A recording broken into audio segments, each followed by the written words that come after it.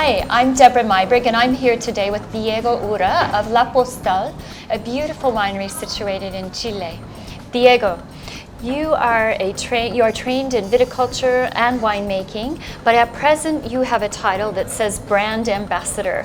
Tell us about this romantic job. What is a brand ambassador for Lapostolles? Well, actually, I'm in charge of promotions in Asia, basically. So I travel to Asia 1 month and a half a year to promote, to do dinners, to train people about our wines.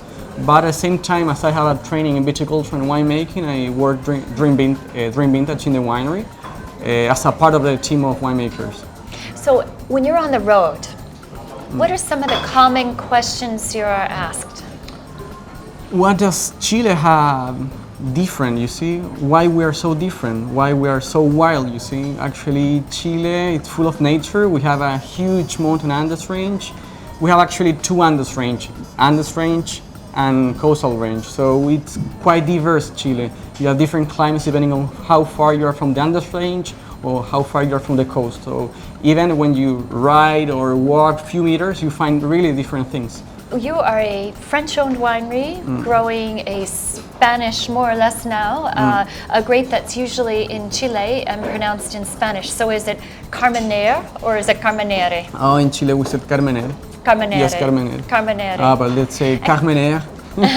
And could you describe the characteristics of Carmenère? Well, Carmenère is very velvety, round. It's like lift up everything on the blend. Maybe you could have some wines that could be maybe a bit flat, but good acidity, good fruit, but sometimes a bit flat. And Carmenère is going to lift up everything, so it gives sometimes another dimension on the wines. And aside from Carmenère, another popular grape being produced in Chile, there's also some talk about Syrah or Shiraz. Shiraz. How would you describe Chilean Shiraz, this up-and-coming variety for Chile? Very diverse. I mean, we have all kind of Shiraz, from very light, fresh Shiraz coming from cool climates to very dense, structured, and powerful Shiraz coming from warmer places. Actually, as I told you, as we have 2 cold influences, we have such a great diverse things and terroirs in Chile, you can find almost everything.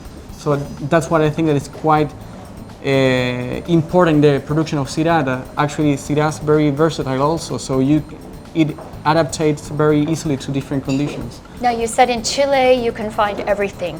You once worked for the Chilean Tourism Board, so if I were to come to Chile for 4 days only, what would you, and a wine-loving tourist coming to Chile, well, how would you spend those 4 days? So first of all, Casablanca is very close to Santiago. It will take you That's a cool climate wine region. Cool climate wine region. You have there our vineyards also, where we grow Chardonnay and Pinot Noir. Lovely place to go. Then maybe you can go to Valparaiso, that is very close, a lovely city. Valparaiso. It's beautiful. It's on the coast now, at the coast, ocean. It's the ocean, one of the main ports of Chile. Uh-huh. And then you can go back to Santiago to visit Maipo Valley. It is going to take you 1 more day.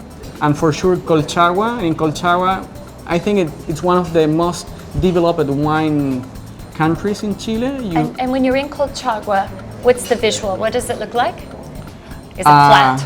No. Well, part of the valley is really flat, but it's full of hills anyway. Actually, where we are in Apalta, Apalta is actually part of Colchagua.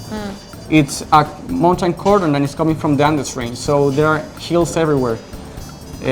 So in Colchagua you will find many wineries open to public, restaurant, nice hotels, and in our case we have a guest house where we have 4 casitas or bungalows where we receive people. We have a guest house also, so you can stay with us if you go there.